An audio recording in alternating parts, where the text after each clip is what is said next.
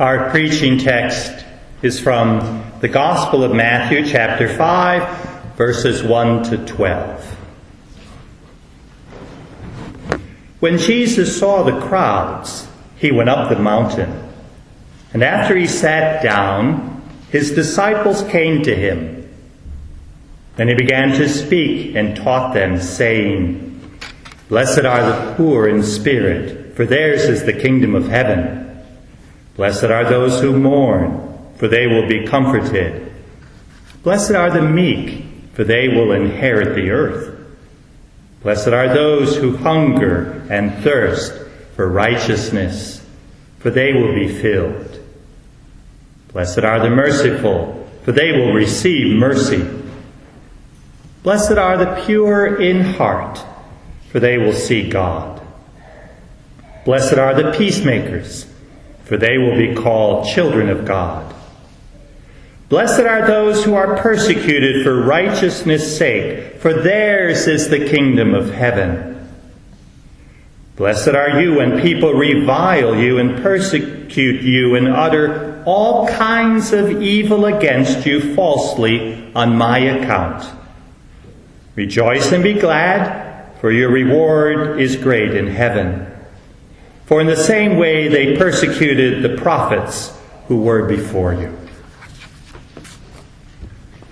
Blessings and good morning once again.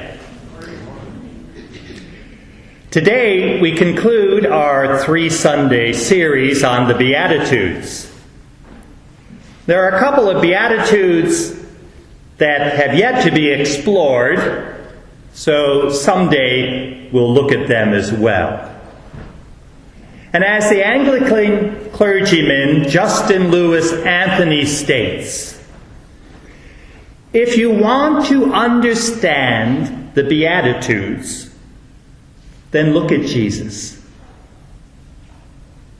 If you want to understand Jesus, then look at the Beatitudes. The whole of Jesus' life and teaching was lived according to the values of the Beatitudes.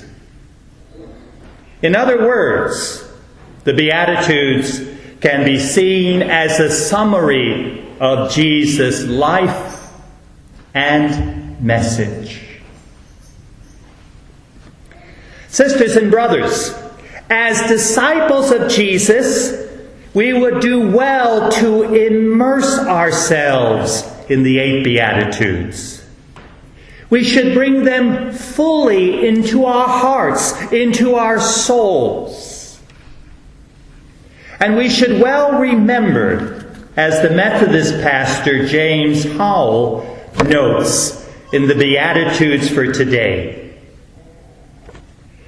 Jesus did not say, "Blessed are those who climb the corporate ladder.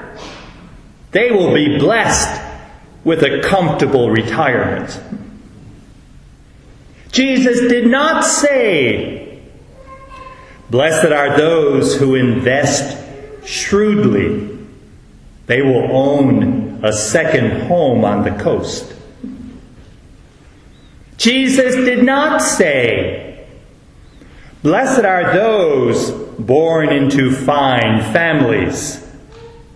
They will enjoy countless advantages." Jesus did not say, "Blessed are those who shop, for they will own neat things."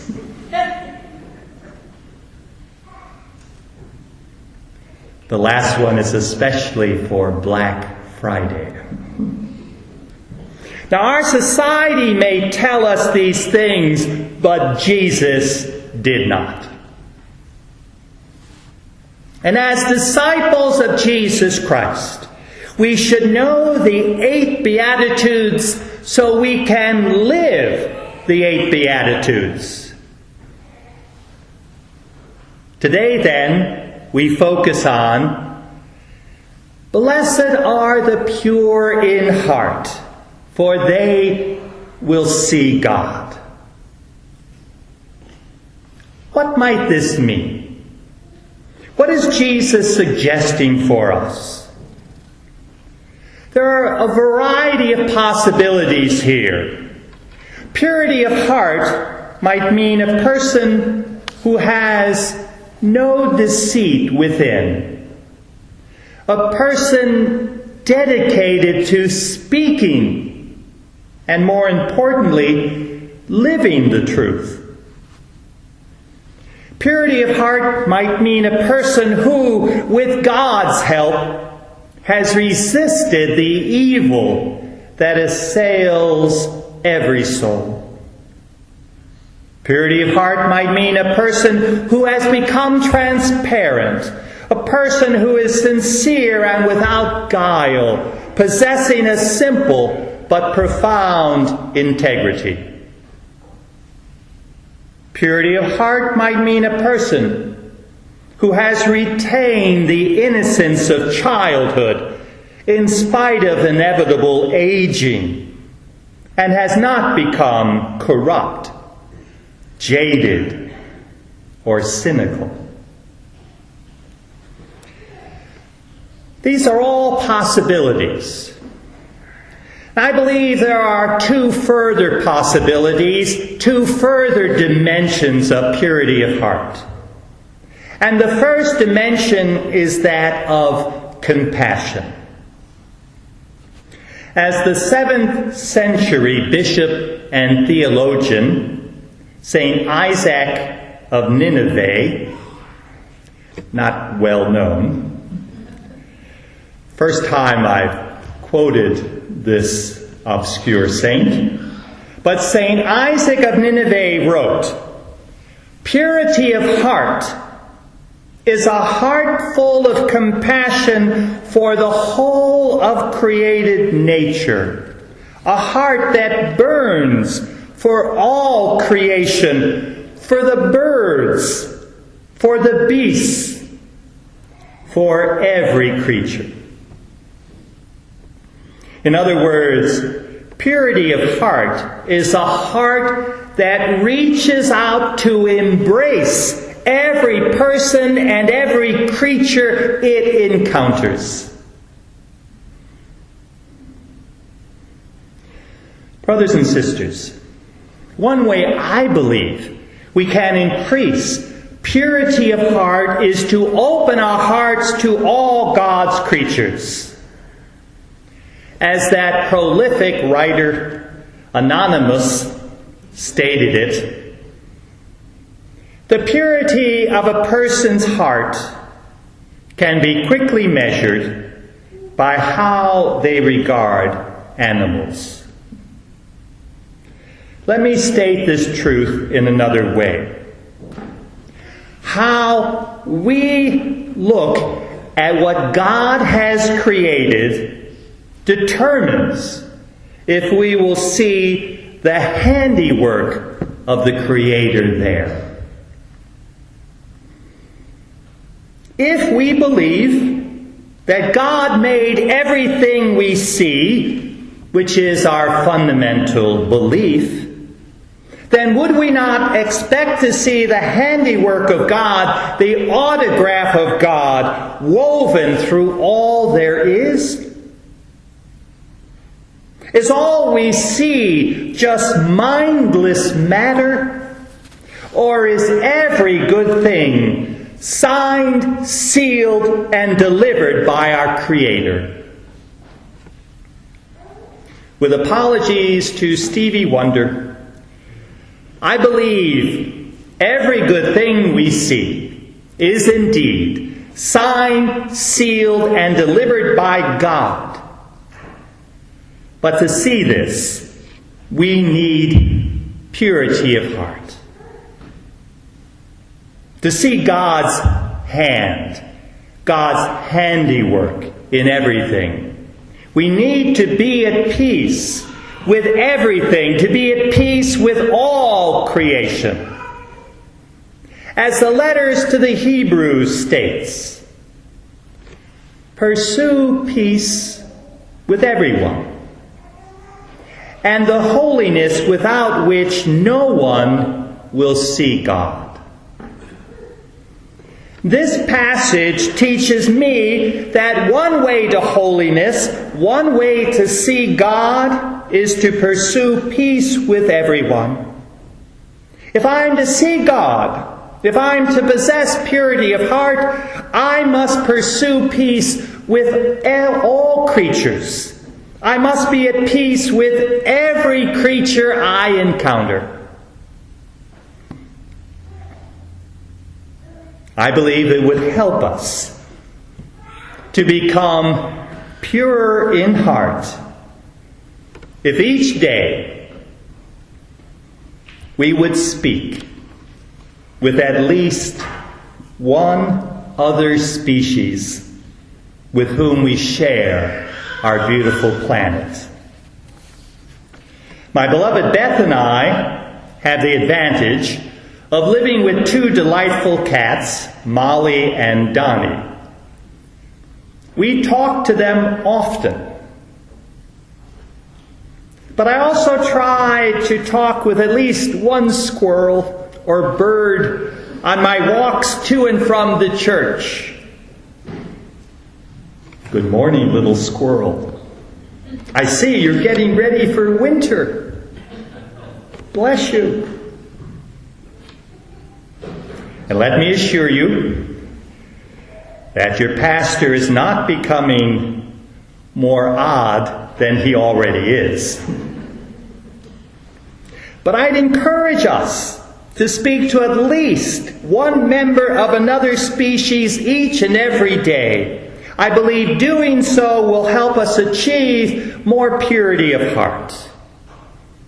And we would well remember this quote from Mohandas Gandhi. The greatness of a nation and its moral progress can be judged by the way its animals are treated. And a side point here, when we are at peace with every creature, then war can be no more.